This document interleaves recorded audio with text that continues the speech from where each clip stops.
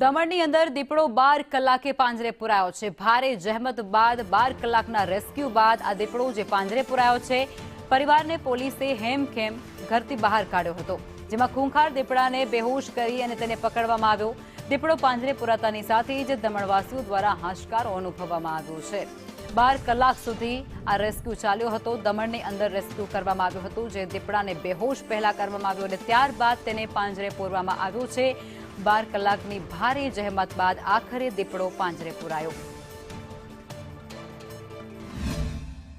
Finally around 5:30 Dahanu and Valsad से rescue team हम लोग के हेल्प के लिए यहाँ पे पहुँच गई और वलसाड टीम के साथ में फिर जो डहानू की टीम है, तो डहानू की टीम ने फाइनली जो हमारा जो भी जहाँ पे हम लोग वो साइटिंग किया था, वहाँ पे उन्होंने रेकी करके उसको फाइनली फिर पुश करके उसको अभी डार्टिंग किया है और उसके साथ में अभी उसको हम लोग रेस्क्यू करके हमारे जो ट्रैप केजेस हैं उसके अंदर उसको डाल के देन वहाँ से हम लोग रिलोकेट करके एक अनडिस्क्लोज जगह पे उसको फिर बाद में वाइल्ड में रिलीज़ कर देंगे।